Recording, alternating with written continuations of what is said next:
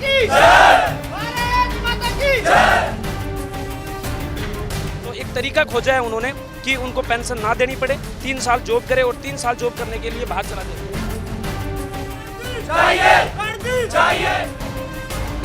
सीधा सीधा जो बड़े उद्योगपति हैं, अंबानी अडानी जैसों की कंपनियों के गार्ड तैयार करने का काम कर रही है। सरकार एक प्रपोजल लाने की तैयारी कर रही है और यहाँ पर 3 साल के लिए एक अस्थायी नौकरी जैसी मिलेगी। उसके बाद आप एक तरह से और तरह की जॉब्स कर पाएंगे, लेकिन 3 साल के लिए सेना की भर्ती आपको मिल जाएगी। उसके बारे में बात करेंगे इनसे, ये आपको ज़्यादा बेहतर बता पाएंगे कि क्या है वो पूरा सरकार का फंडा और इसमें किसको फायदा और किसको नुकसान होने वाला है।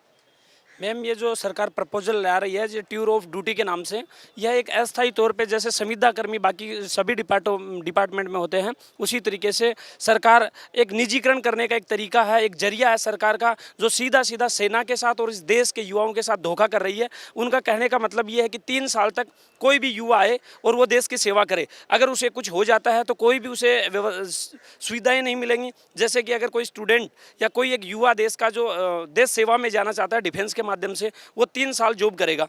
उसके बाद उसे कोई भी जैसे मेडिकल सेवा या पेंशन ये सब नहीं दी जाएगी। तो मैक्सिमम जितने भी लोग होंगे डिफेंस में, अभी तक सिर्फ डिफेंस में ही पेंशन है, बाकी सबकी पेंशन बंद कर दी गई है।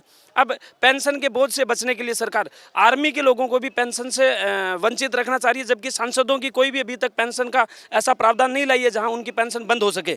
तो एक तरीका खोजा है उन्होंने कि उनको पेंशन ना देनी पड़े, 3 साल जॉब करे और 3 साल जॉब करने के लिए बाहर चला जाए। और मैं तो ये बोलूँगा, सरकार सीधा सीधा जो बड़े उद्योगपति हैं, अंबानी अडानी जैसों की कंपनियों के गार्ड तैयार करने का काम कर रही है। क्योंकि 3 साल अगर कोई एक आदमी जॉब कर लेगा फौज में, बाहर आके क्या करेगा? एक ऐसी उम्र 18 से 21 साल की उम्र में वो जॉब में भर्ती होगा, 25-26 साल तक उसको वापस बाहर कर दिया जाएगा। उसके बाद वो अपनी ना तो तैयारी अच्छे से कर पाएगा या किसी दूसरे डिपार्टमेंट में नहीं जा पाएगा। एक बार 3 साल सर्विस करने के बाद उसे बाहर भेज दिया जाएगा संतरी बना करके कि वो बाहर जाके गार्ड की ड्यूटी करे। गार्ड की ड्यूटी कहाँ करेगा कि 3 साल लेके बड़ी उद्योगपति जो भी हैं उनके यहाँ गार्ड तैयार करके देने का एक ट्रेनिंग सेंटर खोलना चाह रही है सरकार। ये हम और पूरे देश के युवा कतई बर्दाश्त नहीं करेंगे। इसके लिए भी अगर हमें प्रोटेस्ट करना पड़े, हम सड़कों पर आना पड़े, हम आने को तैयार है, परंतु ये लागू नहीं होने देंगे।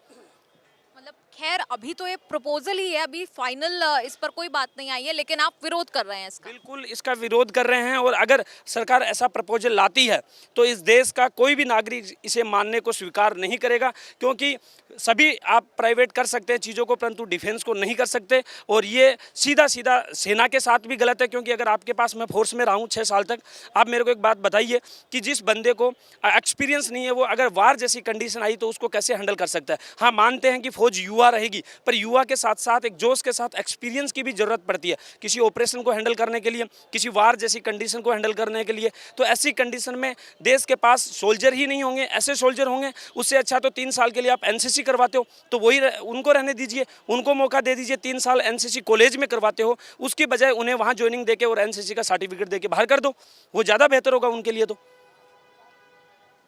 देखिए, यहाँ इनका कहना था कि भाई 3 साल की देशभक्ति क्या दिखाएंगे हम, मतलब 3 साल का जो अस्थायी प्रपोजल ही है अभी सरकार का, लेकिन इसका विरोध जरूर होता पहले से ही दिखाई दे रहा है।